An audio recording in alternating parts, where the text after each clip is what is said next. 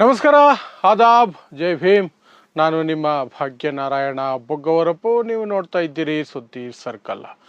Iran ಏನಾದರೂ ಯುದ್ಧ ವಿರಾಮ ಮುಗಿಯುವುದರ ಒಳಗಡೆ ಒಪ್ಪಂದಕ್ಕೆ ಬರದೇ ಹೋದರೆ ಇರಾನನ್ನು ಯಾವ ಗತಿ ಕಾಣಿಸ್ತೀವಿ ಅಂತ ಜಸ್ಟ್ ವೆಯ್ಟ್ ಮಾಡಿ ನೋಡಿ.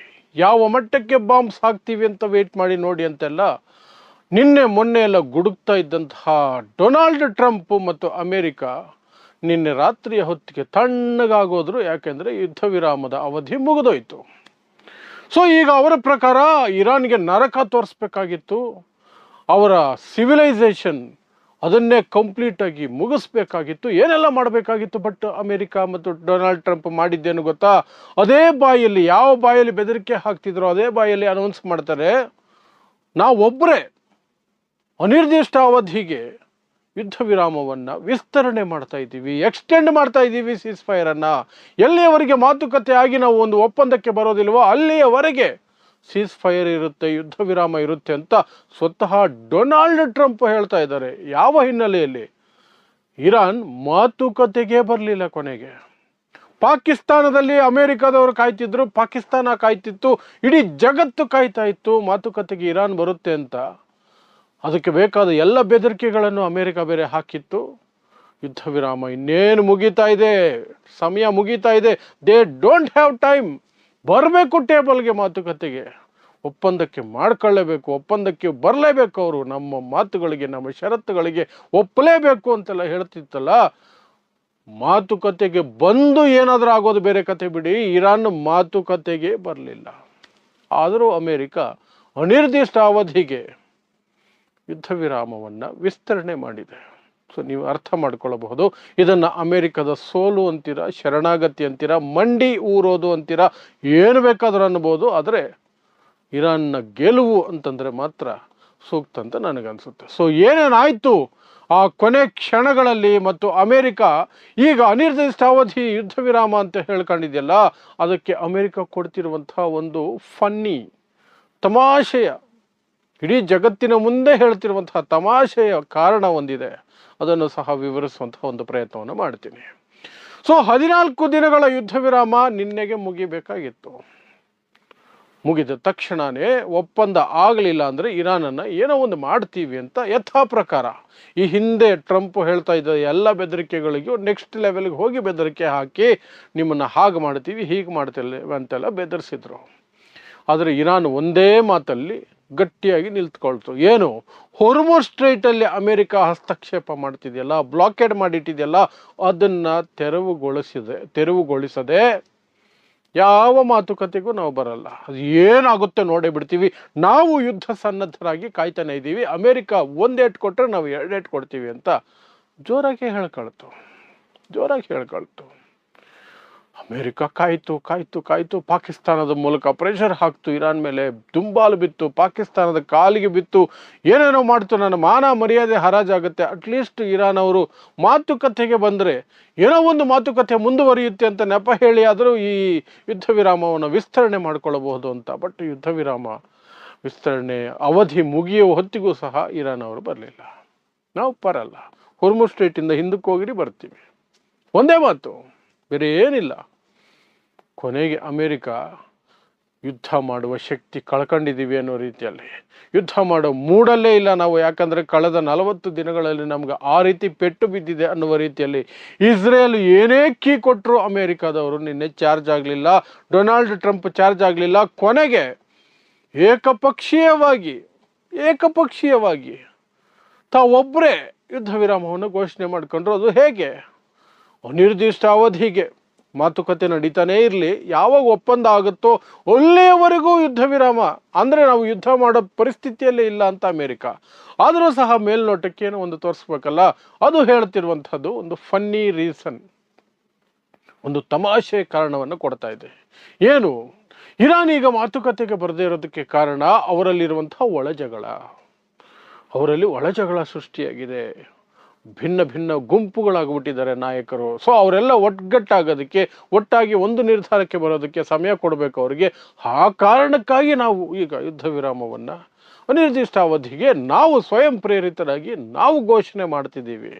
ಇದು ಇರಾನ್ ಒಳಿತಿಗಾಗಿ, ನಾಯಕತ್ವ ಒಟ್ಟಾಗೋದಕ್ಕೆ ಸಮಯ ಕೊಡ್ತಿದ್ದೀವಿ ಅಂತ ಅಮೇರಿಕ ಬುಡಾಂಗ ಕಾರಣವನ್ನು ಕೊಟ್ಟಿದೆ. ಎಂತಹ ತಿಕ್ಕಳರು ಸಹ ನಗಬೇಕು ಇದಕ್ಕೆ. ಇರಾನಲ್ಲಿ ಭಿನ್ನಾಭಿಪ್ರಾಯ ಇದೆಯಂತೆ. ಭಿನ್ನಾಭಿಪ್ರಾಯ ಇದ್ದಿದ್ರೆ ಅಮೇರಿಕ ಅದನ್ನು ಕ್ಯಾಪಿಟಲೈಸ್ ಮಾಡಿಕೊಂಡು ಇರಾನನ್ನೇ ಸೋಲಿಸ್ಬಿಡ್ತಿತ್ತು, ಇಷ್ಟೊತ್ತಿಗೆ ಮಂಡಿಯೂರಿಸ್ಬಿಡ್ತಿತ್ತು. ಇದೇ ಇತ್ತೀಚೆಗೆ ನಾನು ಮೊನ್ನೆ ಎಲ್ಲ ವಿಡಿಯೋ ಮಾಡಿ ಹೇಳಿದ್ನಲ್ಲ, ಅರಾಕ್ಚಿ ಮತ್ತು IRGC ನಡುವೆ ಒಂದಷ್ಟು ತಿಕ್ಕಾಟ ಶುರುವಾಗಿದೆ. ಬಟ್ ಆ ಯಾವ ತಿಕ್ಕಾಟಗಳು ಸಹ ಇರಾನ್ನ ಯುದ್ಧ ಕೌಶಲ್ಯ ಆಗಲಿ ಯುದ್ಧ ರೋಷ ಆಗಲಿ ಕಡಿಮೆ ಮಾಡುವಂಥದ್ದಕ್ಕೆ ಸಾಧ್ಯತೆಗಳೇ ಇಲ್ಲ. ಯಾಕೆಂದರೆ IRGC ಕೆಲಸ ಮಾಡೋ ರೀತಿನೇ ಬೇರೆ. IRGC ಕೆಲಸ ಮಾಡೋ ರೀತಿನೇ ಬೇರೆ. ಖಾಮಿನೇಯಿ, ಮುಜ್ತಬಾ ಖಾಮಿನೇಯಿನೇ ಆರ್ಡರ್ಸ್ ಕೊಡ್ತಿರೋದಂತ ಸಾಕಷ್ಟು ಇರಾನ್ ಮಾಧ್ಯಮಗಳು ಹೇಳ್ತಿದ್ದಾವೆ. ಸೊ ಅವರ ಆ ಆಜ್ಞೆಗಳನ್ನು ಸ್ವೀಕರಿಸೋ ರೀತಿನೇ ಬೇರೆ, ಅವರು ಆಪರೇಟ್ ಮಾಡೋ ರೀತಿನೇ ಬೇರೆ, ಅವರ ಯುದ್ಧ ಯೋಜನೆಗಳೇ ಬೇರೆ. ಹಾಗಿರಬೇಕಾದ್ರೆ ಅವರಲ್ಲಿ ಇರುವಂತಹ ಭಿನ್ನಾಭಿಪ್ರಾಯದ ಕಾರಣಕ್ಕಾಗಿ ಇವರು ಸಮಯ ಅವಕಾಶ ಕೊಡೋದಕ್ಕೆ ಅಂತ ಯುದ್ಧ ವಿರಾಮವನ್ನು ಘೋಷಣೆ ಮಾಡ್ತಾರಂತೆ. ಇದು ನಂಬೋಕೆ ಸಾಧ್ಯ ಇದೆಯಾ? ಅದಕ್ಕೆ ಇರಾನ್ ಕಿಂಡಲ್ ಮಾಡಿದೆ, ಅಮೇರಿಕನ ಕಿಂಡಲ್ ಮಾಡಿ ಬಿಸಾಕಿದೆ. ಸೋಲ್ತಾ ಇರುವವರು ಈ ರೀತಿಯೆಲ್ಲ ಮಾತಾಡಬಾರ್ದು, ಅವರೇ ಏನೋ ಮಾಡ್ತಿದ್ದಾರೆ ಅನ್ನೋ ರೀತಿ ಮಾತಾಡಬಾರ್ದು. ದೇ ಕೆನಾಟ್ ಏನು dictate terms, the party which is losing cannot dictate terms ಅಂತ ಇರಾನ್ ಹೇಳ್ಕೊಂಡಿದೆ. ನೀವು ನಮಗೆ ಷರತ್ತುಗಳನ್ನು ವಿಧಿಸೋದೆಲ್ಲ ಸಾಧ್ಯ ಇಲ್ಲ, ಯಾಕಂದರೆ ನೀವು ಸೋಲ್ತಾ ಇರೋರು ಅಂತ. ನಿಜ ಸಹ ಅದು. ಯಾಕೆಂದರೆ 40 ದಿನಗಳ ಸಮಯಾವಕಾಶದಲ್ಲಿ ಅಥವಾ ಯುದ್ಧದ ಸಮಯದಲ್ಲಿ ಸ್ಪಷ್ಟವಾಗಿ ಅರ್ಥ ಆಗಿದ್ದು ಅಮೇರಿಕಾಗೆ ಏನು ಅಂದರೆ, ಇರಾನನ್ನು ಸೋಲಿಸೋದಕ್ಕೆ ಸಾಧ್ಯನೇ ಇಲ್ಲ. ಅವರಲ್ಲಿ ಅಗಣಿತವಾದಂತಹ ಮಿಸೈಲ್ ಪವರ್ ಇದೆ, ಅದು ಎಲ್ಲಿಟ್ಟಿದ್ದಾರೆ ಅನ್ನೋದು ಸಹ ನಮಗೆ ಗೊತ್ತಿಲ್ಲ. ಮತ್ತು ಅದರ ಬೆನ್ನ ಹಿಂದೆ ಯಾವುದೋ ಒಂದು ರೀತಿಯಲ್ಲಿ ಚೈನಾ ದೊಡ್ಡ ಮಟ್ಟದಲ್ಲಿ ನಿಂತ್ಕೊಂಡಿದೆ, ಅದರ ಜೊತೆಗೆ ರಷ್ಯಾನೂ ನಿಂತಿರುತ್ತೆ. ಚೈನಾದವರು ತಮ್ಮ ಸ್ಯಾಟಲೈಟನ್ನು, ಸ್ಪೈ ಸ್ಯಾಟಲೈಟನ್ನು ಕಂಪ್ಲೀಟಾಗಿ ಇರಾನ್ಗೆ ಕೊಟ್ಟುಬಿಟ್ಟಿದ್ದಾರೆ. ಮತ್ತು ಮೊನ್ನೆ 4 ಹಡಗುಗಳನ್ನು ಸೀಸ್ ಮಾಡಿದೆ ಅಮೇರಿಕ. 4ರಲ್ಲಿ 1ರಲ್ಲಿ ಮಿಸೈಲ್ ತಯಾರಿ ಮಾಡೋದಕ್ಕೆ ಬೇಕಾದಂತಹ ಕೆಮಿಕಲ್ಸ್ ಇದ್ದಾವೆ, ಅದು ಚೈನಾದಿಂದ ಬರ್ತಿದ್ದಂಥದ್ದು. ಸೊ ಅಲ್ಲಿಗೆ ಚೈನಾ ಯಾವ ಮಟ್ಟಕ್ಕೆ ಇರಾನ್ ಬೆನ್ನಿಗೆ ನಿಂತಿದೆ ಅನ್ನೋದು ಅಮೇರಿಕಾಗೆ ಅರ್ಥ ಆಗಿರುತ್ತೆ. ಮತ್ತು ಸುಸ್ತಾಗೋಗಿದೆ. ಅಮೇರಿಕದ ಬಳಿ ಈಗ ರೆಡಾರ್ ಸಿಸ್ಟಮ್ ಇಲ್ಲ, ಅವರ ಆ್ಯಂಟಿ ಮಿಸೈಲ್ ಸಿಸ್ಟಮ್ ವೀಕ್ ಆಗಿದೆ. ಯಾಕೆಂದರೆ 40 ದಿನಗಳ ಯುದ್ಧದ ಸಂದರ್ಭದಲ್ಲಿ ಚೈನಾದ ಸ್ಯಾಟಲೈಟನ್ನು ಬಳಸಿಕೊಂಡು ನಿಖರವಾದ ದಾಳಿಯನ್ನು ಇರಾನ್ ನಡೆಸಿದೆ. ಆ ಮೂಲಕ ಅರಬ್ ರಾಷ್ಟ್ರಗಳಲ್ಲಿರುವಂತಹ ರೆಡಾರ್ ಸಿಸ್ಟಮ್ಗಳು, ಅಲ್ಲಿರುವಂತಹ ಆ್ಯಂಟಿ ಮಿಸೈಲ್ ಸಿಸ್ಟಮ್ಗಳನ್ನು ಬರ್ಸ್ಟ್ ಮಾಡಿ ಅಲ್ಲಿನ ಸೇನಾ ನೆಲೆ, ವಾಯುನೆಲೆಗಳನ್ನು ಧ್ವಂಸ ಮಾಡಿ ಬಿಸಾಕಿದೆ. ಇನ್ನು ಇಸ್ರೇಲ್ ಕಥೆ ಅಂತೂ ಕೇಳೋದೇ ಬೇಕಾಗಿಲ್ಲ. ಕಳೆದ 40 ದಿನಗಳಲ್ಲಿ ಅದು ಮಾಡಿರುವ ದಾಳಿಗೆ ಇಸ್ರೇಲ್ನ ನಗರಗಳು ಧ್ವಂಸ ಆಗೋಗಿದ್ದಾವೆ. ಎಲ್ಲರೂ ಅಂಡರ್ಗ್ರೌಂಡಲ್ಲಿ ಬದುಕ್ತಾ ಇದ್ದಾರೆ. ಅದು ಸಹ ಅಮೇರಿಕಾಗೆ ಗೊತ್ತು. ಇಸ್ರೇಲ್ ಮೊಂಡಾಟಕ್ಕೆ ಬೀಳುತ್ತೆ ಅಂತಲೂ ಅಮೇರಿಕಾಗೆ ಗೊತ್ತು. ಆದರೂ ಸಹ ಅಮೇರಿಕ ಇಸ್ರೇಲ್ ತಲೆ ಮೇಲೆ ಹೊಡೆದು ಆ ಕಡೆ ಯಾರು ಹಿಜ್ಬುಲ್ಲಾ ಜೊತೆ ಯುದ್ಧವನ್ನು ಕಡಿಮೆ ಮಾಡ್ಕೊಳ್ಳಿ ಅಂತ ಹೇಳ್ತಾ ಇದೆ ಇಸ್ರೇಲ್ಗೆ.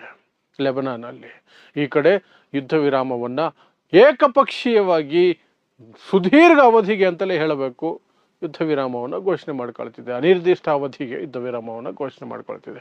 ಹಾಗಾದರೆ ಇದು ಸೈಲೆಂಟ್ ಆಗಿಬಿಡುತ್ತಾ ಅಂದರೆ ಸೈಲೆಂಟ್ ಆಗೋಕ್ಕೆ ಸಾಧ್ಯನೇ ಇಲ್ಲ. ಯಾಕೆಂದರೆ ಹೊರ್ಮುಜ್ ಸ್ಟ್ರೈಟ್ ಮೇಲೆ ಒಂದು ಕಡೆ ಇರಾನ್ ಕಂಪ್ಲೀಟ್ ಚೋಕ್ ಮಾಡಿಟ್ಟಿದೆ, ಯಾರು ಮೂವ್ ಮಾಡೋಂಗೆ ಇಲ್ಲ, ಆ ರೀತಿ ಮಾಡಿಟ್ಟಿದೆ. ಆ ಇರಾನ್ ಮಾತ್ರ ತನಗೆ ಬೇಕಾದ ಹಡಗುಗಳನ್ನು ಮಾತ್ರ ಇರಾನ್ ಬಿಡ್ತಿದೆಯಲ್ಲ, ಆ ಹಡಗುಗಳನ್ನು ಬ್ಲಾಕ್ ಮಾಡಿಕೊಂಡು ಅಮೇರಿಕ ಕೂತ್ಕೊಂಡಿದೆ. ಹಾಗಾಗಿ ಹೊರ್ಮುಜ್ ಸ್ಟ್ರೈಟಲ್ಲಿ ದೊಡ್ಡ ಯುದ್ಧ ನಡೀತಾನೆ ಇರುತ್ತೆ. ಅದಕ್ಕೆ ಯುದ್ಧ ವಿರಾಮ ಬೀಳೋದು ಬಹಳ ಕಷ್ಟ ಇದೆ. ಇರಾನ್ ಟ್ರೈ ಮಾಡ್ತಾ ಇದೆ ಹೇಗಾದರೂ ಮಾಡಿ ಅಮೇರಿಕನ ಅಲ್ಲಿಂದ ಓಡಿಸ್ಬೇಕು ಅಂತ. ಅಮೇರಿಕ ಟ್ರೈ ಮಾಡ್ತಿರೋದು, ನೀವು ಬೇರೆಯವ್ರ ಹಡಗನ್ನು ಬಿಟ್ಟಿಲ್ಲ ಅಂದರೆ ನಿಮ್ಮ ಹಡಗು ಬಿಡಲ್ಲ, ನಿಮ್ಮ ಆರ್ಥಿಕತೆಗೂ ಪೆಟ್ಟು ಬೀಳುತ್ತೆ, ಆಗ ಬಾಯಿ ಮುಚ್ಕೊಂಡು ನೀವು ಬೇರೆಯವ್ರಿಗೆ ಓಪನ್ ಮಾಡ್ತೀರಿ ಅನ್ನೋದು ಅಮೇರಿಕ ಲೆಕ್ಕಾಚಾರ. ಬಟ್ ಆ ಲೆಕ್ಕಾಚಾರಗಳನ್ನು ಮೀರಿ ಇರಾನ್ನ ನೌಕಾದಳ ಅಥವಾ ಇರಾನ್ನ IRGC ಅಮೇರಿಕದ ವೆಸಲ್ಸ್ ಮೇಲೆ ಮತ್ತು ಅಮೇರಿಕ ಮಿತ್ರ ರಾಷ್ಟ್ರಗಳ ವೆಸಲ್ಸ್ ಮೇಲೆ ದಾಳಿಯನ್ನು ನಡೆಸ್ತಾ ಇದೆ. ಈ ಕಡೆ ಅಮೇರಿಕದವರು ಸಹ ಇವ್ರ ಮೇಲೆ ದಾಳಿಯನ್ನು ನಡೆಸ್ತಿದ್ದಾರೆ. ಬಟ್ ಈಗ ಬರ್ತಿರುವಂತಹ ಲೇಟೆಸ್ಟ್ ಸುದ್ದಿ ಪ್ರಕಾರ ಸುಮಾರು 30 ಹಡಗುಗಳು, ಇರಾನ್ನ 30 ಹಡಗುಗಳು $900 ಬಿಲಿಯನ್ ಡಾಲರ್ನಷ್ಟು ವೆಚ್ಚ ಅಥವಾ ಅಷ್ಟೊಂದು ತೈಲ ಇರುವಂತಹ ಹಡಗುಗಳು ಆರಾಮಾಗಿ ಪಾಸ್ ಆಗಿದ್ದಾವಂತೆ. ಅವು ಆಲ್ಮೋಸ್ಟ್ ಚೈನಾಗೆ ಹೋಗಿರಬೇಕು. ಸೊ ಇದು ಸಣ್ಣ ವಿಚಾರ ಅಲ್ಲ, it's going to the next level. So ನೋಡೋಣ ಏನೇನಾಗುತ್ತೆ ಅಂತ. ಒಟ್ಟಿನಲ್ಲಿ ಈ ಸಂದರ್ಭಕ್ಕೆ, ಈ ಸನ್ನಿವೇಶಕ್ಕೆ ಅಮೇರಿಕ ಮಂಡಿಯೂರಿದೆ ಅಂತಲೇ ಹೇಳಬೇಕು. ಯಾಕೆಂದರೆ ಮಾತುಕತೆಗೆ ಬರೋದಲ್ಲ, ನೀವು ಯುದ್ಧ ವಿರಾಮದ ಒಳಗಡೆ ನೀವು ಏನು ಮಾಡಲಿಲ್ಲ ಅಂದರೆ ನಿಮ್ಮನ್ನು ಮುಗಿಸ್ಬಿಡ್ತೀನಿ ಅನ್ನೋದ್ರಿಂದ ಹಿಡಿದು ಇರಾನ್ ಮಾತುಕತೆಗೆ ಬರದೇ ಹೋದರೂ ಸಹ ಇವರೇ ಯುದ್ಧ ವಿರಾಮವನ್ನು ಎಕ್ಸ್ಟೆಂಡ್ ಮಾಡ್ಕೊಂಡು ಕೂತಿದ್ದಾರಲ್ಲ, ದಟ್ ಈಸ್ ಅಬ್ಸಲ್ಯೂಟ್ ಸರೆಂಡರ್. ಅಷ್ಟೇ, ಇನ್ನೇನಿಲ್ಲ. ಸೊ ಇದಿಷ್ಟು ಈಗ ಬಂದಿರುವಂತಹ ಅಪ್ಡೇಟ್ಗಳು. ಸೊ ಇಂತಹದ್ದೇ ವಿಶೇಷ ಸುದ್ದಿಗಳಿಗಾಗಿ ನೋಡ್ತಾ ಇರಿ ಸುದ್ದಿ ಸರ್ಕಲ್. ನಾನು ನಿಮ್ಮ ಭಾಗ್ಯನಾರಾಯಣ ಬೊಗ್ಗವರಪು.